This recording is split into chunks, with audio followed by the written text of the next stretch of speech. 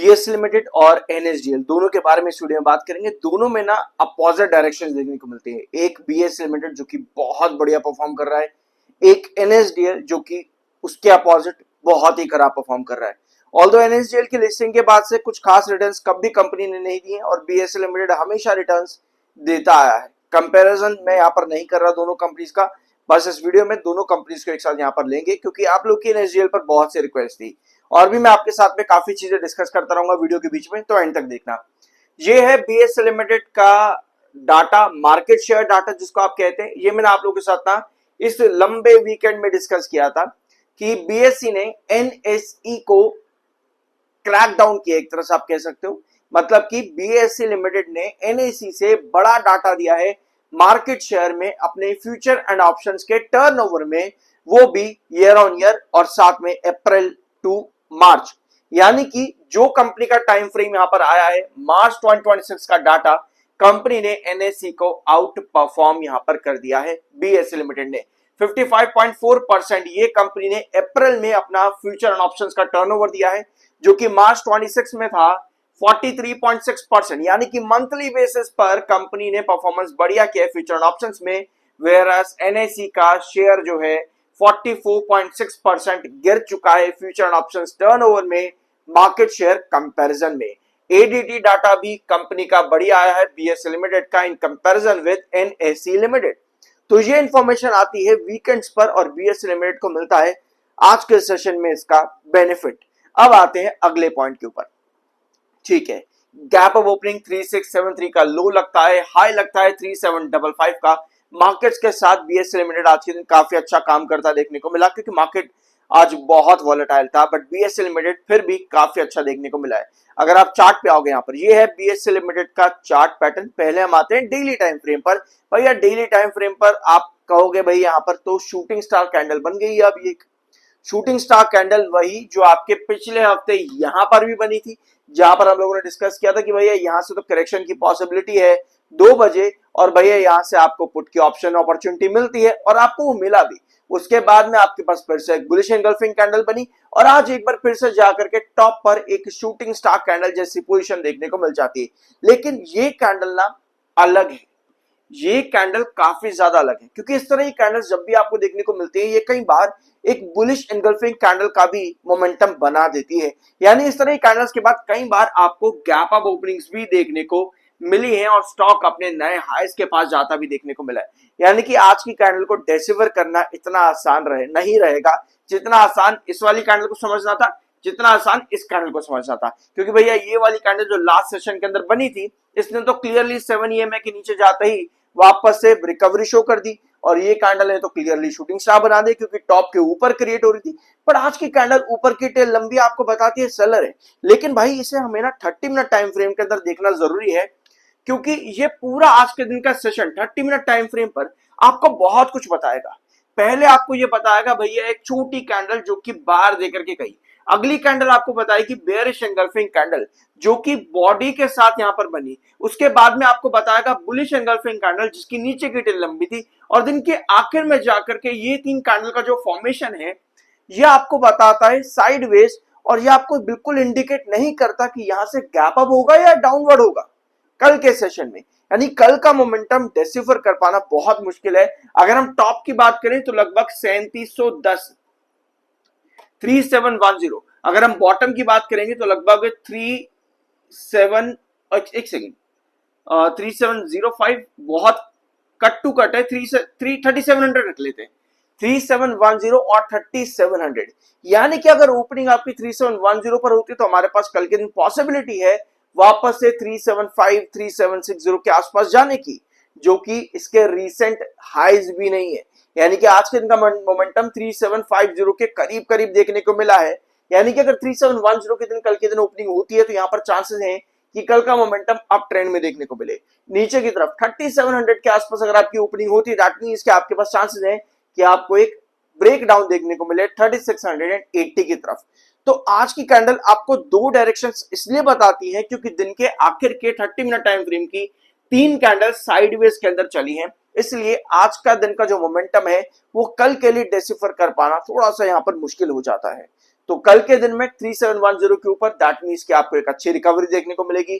3700 के पास में ओपनिंग, यानी कि आपको ब्रेक डाउन देखने को मिल सकता है। लेकिन एक चीज बहुत बढ़िया है बीएससी लिमिटेड के अंदर, वापस से यहां पर आओ, वही चीज जो बीएससी में कई बार देखने को मिली है, वो है इसके टेक्निकल का कूल डाउन होना। 79.3 पर एमएफआई आ चुका है, 72.7 पर आरसी आ चुका है। डिस्पाइट इसके कि बीएससी लिमिटेड में मोमेंटम अभी भी ब्रेकआउट्स पर है, और ये चीज कई बार देखने को मिली है बीएससी के अंदर कि भैया ऊपर ट्रेंड के अंदर भी इसके टेक्निकल कूल डाउन हो जाते हैं। 2540 याद ही होगा आप लोगों को, सितंबर 2025 किस तरह से 2020 रुपए का ब्रेकआउट 2500 तक जाता है, और वहां पर उसके एमएफआई 90s पर होते हैं, बट भैया एक ही रेंज के अंदर कंसोलिडेट करके फिर आपको फर्दर और ब्रेकआउट मिलता है 2940 की तरफ। और वही चीज एक बार फिर से बीएससी लिमिटेड ने अपने टेक्निकल्स पर दिखाई है, यानी कि टेक्निकली बीएससी लिमिटेड में जो मोमेंटम बनता है ना, ये काफी स्ट्रांग बनता है, जब भी देखने को मिला है। अब ये हफ्ता बीएससी लिमिटेड के लिए और भी ज्यादा इंपॉर्टेंट है। कंपनी 7 मई अपने क्वार्टर 4 के रिजल्ट्स अनाउंस करेगी। इन्वेस्टर एनालिस्ट मीटिंग्स कंपनी की देखने को मिलेगी। तो 7 मई बहुत ज्यादा जरूरी है बीएससी लिमिटेड के लिए। अब आते हैं एनएसडीएल पर। एनएसडीएल जब से कंपनी लिस्ट हुई है, मार्केट एक्सपर्ट्स ने कई बार इस कंपनी में टारगेट्स दिए। फॉर एग्जांपल फरवरी 2 तारीख को मोतीलाल ओसवाल आते हैं, न्यूट्रल रेटिंग देते हैं और टारगेट रख देते हैं 1100 का। अब एक बार फिर से मोतीलाल ओसवाल आए हैं, फिर से इन्होंने न्यूट्रल की रेटिंग दी है, टारगेट कट कर दिया है 1000 रुपए पे। भैया मई 4 आज के दिन एक बार फिर से मोतीलाल ओसवाल आए हैं। फरवरी 2 तारीख को आए, 1100 का टारगेट दिया, नहीं मिला, भैया गिरावट आ गई, ऑल टाइम लो उसके पास में।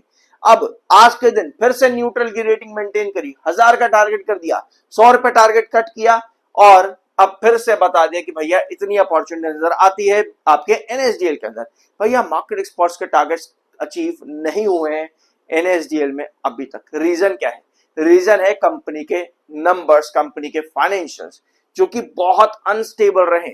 मैंने आप लोगों के साथ एनएसडीएल की कई सारी वीडियोस मेरे चैनल पर अवेलेबल है, आपको मिल जाएगी। जब से कंपनी लिस्ट हुई है, हम लोगों ने एक चीज यहां पर बहुत मेजरली डिस्कस करी है कि फाइनेंशियल ईयर बेसिस पर कंपनी का परफॉर्मेंस काफी वीक है। ऑलमोस्ट हर फाइनेंशियल ईयर के डाटा में कंपनी का रिवेन्यू ग्रोथ हर साल के कंपैरिजन में गिरता देखने को मिलता है। अब क्वार्टर ऑन क्वार्टर बेसिस पर कंपनी ने रिजल्ट बहुत बढ़िया दिया है, कोई कमी कंपनी ने नहीं छोड़ी। रेवेन्यू ग्रोथ 26% पर आ गया। भाई क्या लोगे, 0.81 से 26%, बहुत बढ़िया रेवेन्यू है, बहुत बढ़िया ग्रोथ परसेंटेज है। ओपीएम परसेंटेज ऑल दो 7% ड्रॉप हो गया, बट चलो कोई बात नहीं, एक सेगमेंट खराब गया है। तीसरा सेगमेंट आपका आता है भैया प्रॉफिट ग्रोथ परसेंटेज, डबल हो गया 4% से 8%। भैया रिजल्ट्स में कोई कमी नहीं क्वार्टरली रिजल्ट्स पे। लेकिन वही बात है ना कि भाई फाइनेंशियल ईयर बेसिस पर कंपनी बार बार अपना ग्रोथ गिरा रही है। इस वजह से लॉन्ग टर्म पर्सपेक्टिव से कंपनीज हो जाती है वीक। अगर कोई कंपनी इस तरह से ग्रोथ दे रही है स्टीप डाउन के अंदर, दैट मींस कि वहां पर ग्रोथ की पॉसिबिलिटीज कम है। पर वही कंपनी जब ऊपर नीचे चले, दैट मींस कि वहां पर कंपनी फिर भी स्टेबल रह सकती है। वो एक अनटचेबल ग्रोथ है। लेकिन इस वाले ग्रोथ को आप सीधा स्टीप में लेके जा रहे हो। कहां कंपनी एक टाइम पे 63% का रिवेन्यू ग्रोथ देती थी, कहां अब 7% पर खड़ी है। ऑल दो रिवेन्यूज हर साल बढ़ रहे हैं, लेकिन इतना रिवेन्यू तो कंपनी का क्वार्टर ऑन क्वार्टर बेसिस पर बढ़ जाता है, जो कंपनी फाइनेंशियल बेसिस पर बढ़ा रही है। यानी कहीं ना कहीं मार्केट शेयर की कमी है, वहां प्रॉब्लम है। वही चीज जो मैंने आप लोगों के साथ बीएससी और एनएसई में भी डिस्कस करी यहां पे पिछले वीडियो के अंदर। यहां पर कहीं ना कहीं कमी है, एनएसडीएल को जो है मार्केट शेयर में कहीं ना कहीं कमी नजर आती है, यानी कि कॉप अप नहीं कर पाता अपने कॉम्पिटिटर्स के साथ में। तो ये एक बड़ा इशू देखने को मिलता है कहीं ना कहीं एनएसडीएल के अंदर। ठीक है, ऑल्दो मैं आपको एक चीज बताऊं, एनएसडीएल का वीडियो आपकी बहुत से रिक्वेस्ट थी इस वीकेंड पर, मैंने बना भी दिया था, सीरियसली मानोगे नहीं, मैंने बनाया भी था। बट कई बार मेरे साथ ऐसा होता है कि मेरा कैमरा ही ऑन नहीं होता, कई बार ऐसा होता है कि मेरी पूरी रिकॉर्डिंग हो गई होती है वीडियो की, लेकिन ऑडियो ऑन नहीं होता, कई बार ऐसा होता। तो प्लीज सब्सक्राइब कर दिया करो। मैं पूरी मेहनत करता हूं कि अच्छे से अच्छी चीज आपको मिले और सही से सही चीज मिले। I am NISM 7 certified as well. अब आते हैं एनएसडीएल के चार्ट पर। ये है एनएसडीएल का चार्ट पैटर्न, और ये जो आप डायगोनल देख रहे हो ये मैंने बहुत लंबे समय से बना रखी है। सितंबर जब कंपनी लिस्ट हुई थी, सितंबर आपके अगस्त 2025 में, सितंबर में 2025 से मैंने ये डायगोनल आप लोगों के साथ ड्रॉ करके रखी हुई है। ये डायगोनल जरूरी थी दिसंबर तक, ऑल्दो उसके बाद इस डायगोनल को ब्रीच आउट अभी तक नहीं किया है, जो कि अच्छी बात है, क्योंकि सितंबर में ड्रॉ की गई ये डायगोनल आपको लगभग दिसंबर के मिड तक काम करती देखने को मिली, उसके बाद नहीं काम कर पाई अभी तक। ठीक है, मतलब एक लंबा समय इस डायगोनल पर शॉक चला है।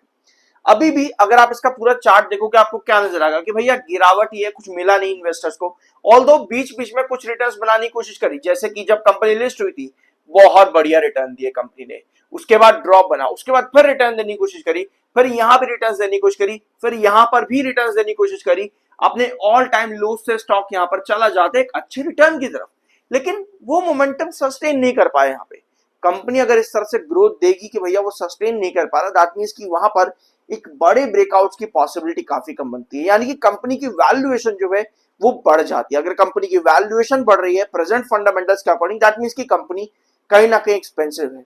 ऑल्दो रिसेंट लो लगाने के बाद में आपको एक चीज पता चल जाती है कि 790 के करीब में आपका एक इंपॉर्टेंट बेस है।